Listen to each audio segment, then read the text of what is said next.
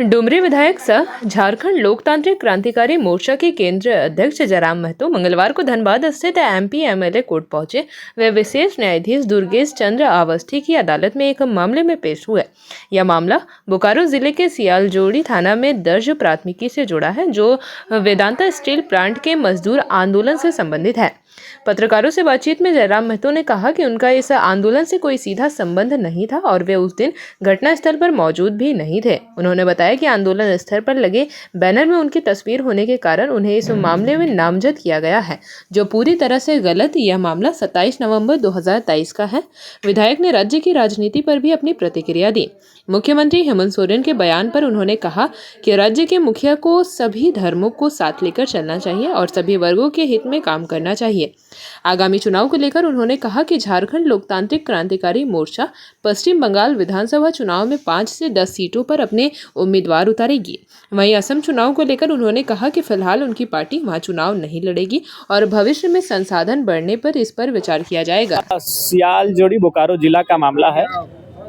Electro steel Vedanta में रेतों का एक आंदोलन था और उस आंदोलन में ग्रामीण धरना दिए हुए थे। उसी बीच थोड़ी सी कुछ बातें हुई अनबन की और कंपनी प्रबंधन के द्वारा एक एफआईआर किया गया है और उसमें एफआईआर में मेरा नाम यह कहकर दिया गया है कि एक बैनर था, उस बैनर में किसी कोने में हमारी तस्वीर थी।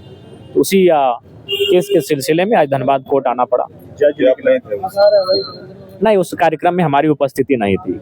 उस कार्यक्रम में केवल हमारी तस्वीर थी और उस तस्वीर के आधार पर ही उस उक्त एफआईआर में हमारे नाम को दर्ज करवाया गया है। और कोई आरोपी है आपके पास? ऐसे तो हमारे नाम पर आंदोलन से संबंधित बहुत सारे केस हैं, उन पर समय समय पर तो आते ही रहते हैं। धनबाद कोर्ट में ही सारे केस हमारे ट्रांसफर हुए हैं। विधानसभा में कई मुद्दे जो आपने स्थानीय नीति और कई मुद्दे नहीं पत्रकार बंधु, शायद ही कोई मुद्दा था जो विधानसभा में हमारे माध्यम से छूटा। इस बार तो दिल्ली से भारतीय जनता पार्टी के बड़े नेताओं को टेलीफोन भी आया और स्पष्ट कहा कि एक कल का लड़का जिसे अभी सीखना चाहिए था कि विधायिकी क्या होती है, संसदीय कार्य प्रणाली क्या होती है, वह लड़का इतनी शानदार तरीके से झारखंड में ऑपोजिशन को रिप्रेजेंट कर रहा है और आप लोग झारखंड की ऑपोजिशन पार्टी होकर कर क्या रहे हैं।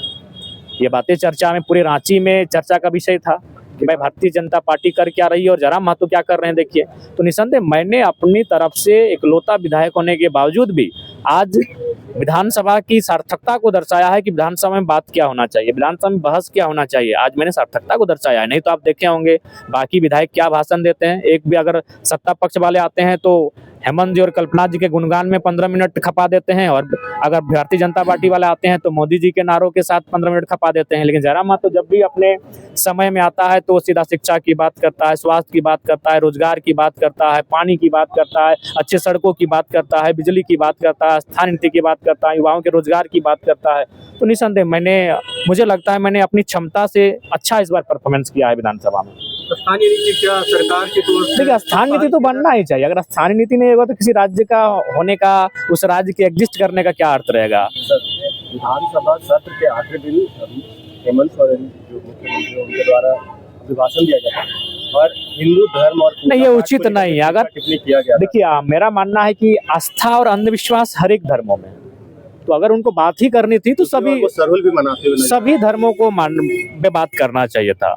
उनको अगर शोध, पहला बात तो आप भी जानते हैं मुख्यमंत्री जी ने जो उस दिन पढ़ा वो मूल रूप से व्हाट्सएप यूनिवर्सिटी का स्टेटस है। वो आपको भी फॉरवर्ड हुआ होगा कभी। वो जो बातें उन्होंने कहा विधानसभा के अंदर मुख्यमंत्री ने हिंदू धर्म के त्योहारों को संदर्भ में रखकर, वो मूल रूप से व्हाट्सएप यूनिवर्सिटी का नॉलेज था। और हमें ये जानकर बड़ा आश्चर्य हो रहा है कि हमारे मुख्यमंत्री भी व्हाट्सएप यूनिवर्सिटी से जुड़े हुए हैं। तो उसी के आधार पर उन्होंने वो बयान दिया। तो मैं आज भी कह रहा हूँ कि आज धर्म का जब उत्पत्ति हुआ था और आज में बहुत सारा अंतर आ चुका है।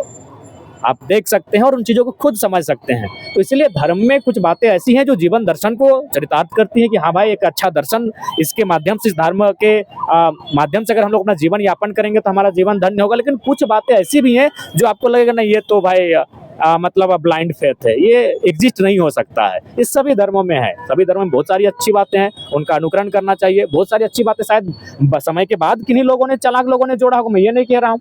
तो अंधविश्वास की अगर बात करें या कुछ ऐसे चीजों की बात करें, वो हर एक धर्मों में समाहित है। तो अगर मुख्यमंत्री चूंकि राज्य के मुखिया हैं, वो सभी धर्मों को रिप्रेजेंट कर रहे हैं, तो किसी ऐसे शब्दों का, ऐसे वाक्यों का प्रयोग करने से उन्हें बचना चाहिए जिससे किसी विशेष वर्ग को ठेस पहुंचे। अगर उन्हें बात ही करना चाहिए था तो जो भी इस राज्य में धर्म है, चाहे सनातन को मानने वाले, इस्लाम को मानने वाले, ईसाइयत को मानने वाले, सिख को मानने वाले, प्रकृति को मानने वाले, उन सभी धर्मों को थोड़ा थोड़ा उस विषय को उठाते हैं और उनको कहते हैं कि मेरे हिसाब से इस विषय में ये आस्था का विषय है, लेकिन ये अंधविश्वास का प्रतीक मालूम पड़ता है। चुनाव बंगाल में होने वाला है, आप लोग की क्या देखिए, विधानसभा चुनाव हम लोग लड़ेंगे। बंगाल जंगल महल का जो क्षेत्र है वहाँ हम लोग चुनाव लड़ेंगे।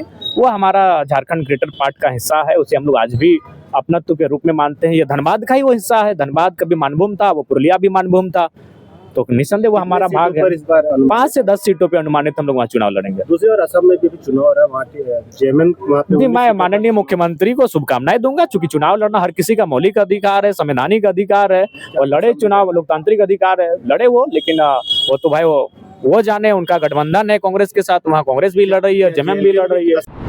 जेपी भारत लाइव, भारत की बात जेपी के साथ। वीडियो को लाइक करें, शेयर करें और चैनल को सब्सक्राइब करें।